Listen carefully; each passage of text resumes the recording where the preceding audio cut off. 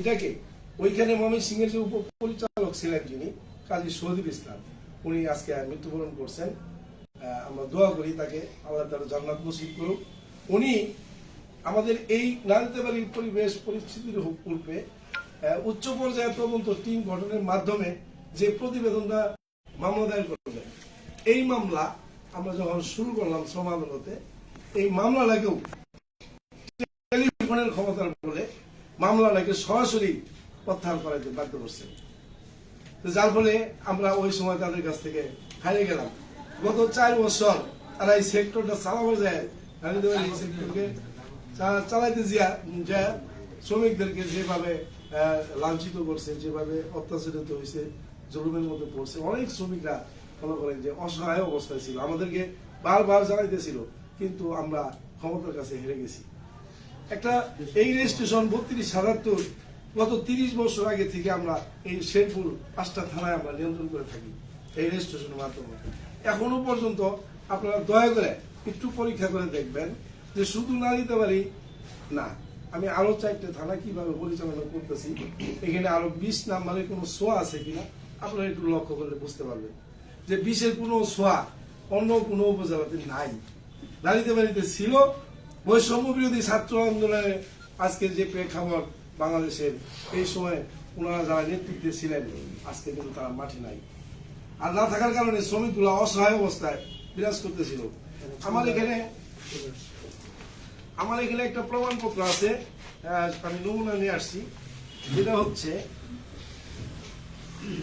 একটা সংগঠন যখন একজন ত্যাগ করে আরেকটা সংগঠনে যখন আশ্রয় নেয়, তখন কিন্তু ওই সংগঠনের কার্যক্ষমতা থাকে না। এটা আপনাকে আমার মুখের কথা না, বাস্তবতা দেখতে হবে। তারা 300 আইনের পক্ষে বিপক্ষে কথা বলা হয়, ওনারাও আইন দেখাইতেছে, আমরাও দেওয়ার চেষ্টা করতেছি।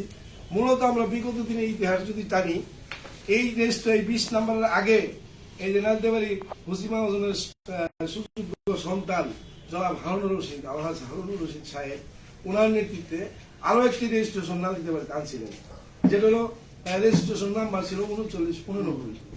এই 3989 আমরা আইনগত ভাবে প্রথমে শ্রম আদালত এবং পরবর্তীতে হাইকোর্ট থেকে এটাকে আমরা সম্পূর্ণরূপে বাতিল ঘোষণার দলিলপত্র নিয়ে আমরা নালিতাবাড়িতে আসলাম।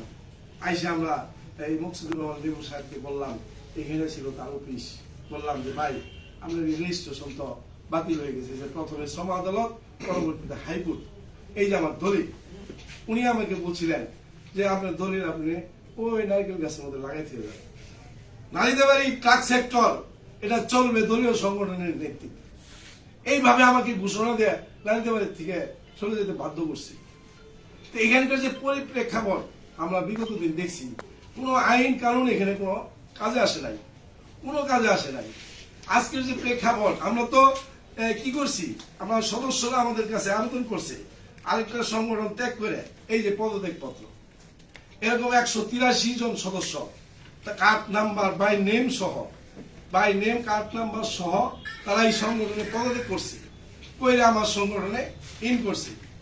করলে এমনি ভাবে 300 সদস্যের মধ্যে যদি 183 জন সদস্য চলে আসে এবং আরো সদস্যরা আমার এখানে ভর্তি হওয়ার জন্য আবেদন করতেছে, এমন অবস্থায় এই সংগঠনের কার্যক্রম কিভাবে সচল হতে পারে? আর যারা এই সংগঠন পরিচালনা করছে, সাবেকে ছিল আব্দুল মান্নান সভাপতি এবং কামরুল হাসান জাভেদ হলো সাধারণ সম্পাদক। এখন কামরুল হাসান জাভেদ এই সংগঠন আর করবে না, উনি অকপটে ঘোষণা দিয়ে দিয়েছেন যে আমি আর এই সংগঠনে যাব না।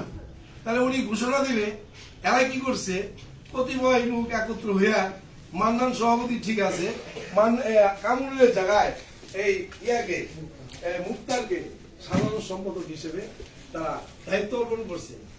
এখন শ্রম আইনের বিধিতে কি আছে যে কোন রেজিস্ট্রেশনে গোপন ব্যালটে নির্বাচন ব্যতীত কাউকে দায়িত্ব দিলে সেটা আইনগত ভাবে কোনো বৈধতা নাই, এটা স্পষ্ট। আমি জেলা কমিটিতে আছি, আমি নির্বাচিত প্রতিনিধি, গোপন ব্যালটে নির্বাচিত প্রতিনিধি ছাড়া শ্রম দপ্তরের কোনো ইখতিয়ার নাই যে ওই কমিটিতে অনুমোদন দেয়। তাইলে অনুমোদনবিহীন একটা কমিটি কিভাবে নালিতাবাড়িতে সচল হতে পারে? আমি মনে করি এরা অশুভ শক্তির আশ্রয় নিয়ে আজকে এই সেক্টরটাকে অশান্তি ব্যবস্থা করার পায়তারা করতেছে।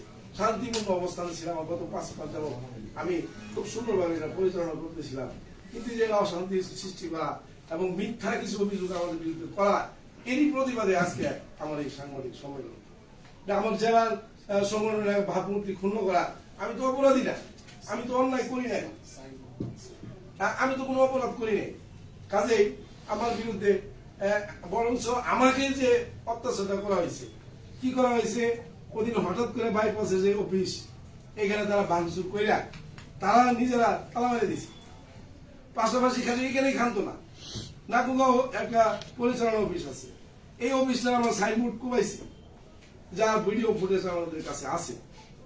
এখানেই শুধু খান্ত না, আমাদের যে মধুটিলা ইকো পার্কে একটা স্পট আছে, এখানে আমাদের একটা সাব অফিস আছে, শ্রমিকরা পয়সা আরামায়েশ করে, এই অফিসটা এখনো তালাবদ্ধ আছে, এটা তালা খুলতে দেয় না। তাইলে অপকর্ম করলো তারা, আমার বিরুদ্ধে সংবাদ সম্মেলন। আমি এর জন্যই আজকে তাদের বিরুদ্ধে অবস্থান নিয়ে আজকের আমার প্রতিবাদ সাংবাদিক সম্মেলন। তো ধন্যবাদ সবাইকে। আমি সকলের কাছে আইনগতভাবে এবং আপনাদের সুচিন্ত, আপনারা জাতির বিবেক হিসেবে আপনারা প্রত্যক্ষভাবে ওনাদের কাগজপত্রগুলো দেখবেন, আমাদেরগুলো দেখবেন, দেখে যেটা সঠিক। আমি মনে করি আমি যদি অবৈধ থাকি আমি এখানে আসবো না। আর যদি আমি কাগজের পত্রে আমার রেজিস্ট্রেশন 1993 সালে আমার জন্ম, এখন পর্যন্ত আমি আছি শেরপুরে, আমি প্রত্যেকটা থানায় আমি নিয়ন্ত্রণ করি। এখন বলা হয়েছে শাখা কার্যক্রম বন্ধ, শাখা কার্যক্রম বন্ধ, আইন কি শুধু না দিতে পারি জন্য? আইন যদি একটা আইন যদি প্রণয়ন হয়, সেটা সারা বাংলাদেশের জন্য হবে, এই মানচিত্রের জন্যই হবে। তাইলে আপনি পাশের জেলা দেখেন, এখানে তাদের থানা হলো 14টা, আর শাখার কমিটি আছে 120টা। আসেন জামালপুর, থানা হলো 14টা, শাখা কমিটি আছে 62টা। অনুরূপ ভাবে নেত্রকোনা আছে, কিশোরগঞ্জ আছে, টাঙ্গাইল আছে। একটা থানা, একটা জেলার একটা কমিটিও যদি বন্ধ থাকে, অবশ্যই আমি সমর্থন দিলে বন্ধ করব। এখন আমি যদি এখানে বন্ধ করবো, আমার সমস্ত জেলা কার্যক্রম সঠিক থাকবো।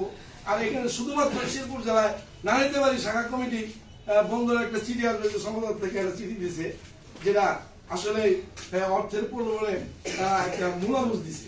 ওই মূলাবুজ নিয়ে মনে করেন এখানে রক্তকরী সংঘর্ষ ঘটনা করতেছে, এগুলি তো ঠিক না। প্রত্যেক সেক্টরে এখনো পর্যন্ত অসাধু কর্মকর্তা রয়েছে, যাদের ইশারা ইঙ্গিতে, তাদের সহযোগিতা বিভিন্ন জায়গায় অশান্তির সৃষ্টি হইতেছে। এটা তো আমরা আশা করি না। তাই আমি কি শেরপুর জেলার জন্য কি আইন, নাইতেবাড়ির জন্য কি আইন সৃষ্টি হয়েছে? আর অন্যান্য জেলাগুলা দয়া করে এখানে বসে আমি আরো অনেক অন্যান্য জেলার প্রেসিডেন্ট সেক্রেটারি নাম্বার সংগ্রহ করে দিই, আপনারা জিজ্ঞেস করে দেখেন যে আপনার জেলা কিভাবে পরিচালনা করতেছে।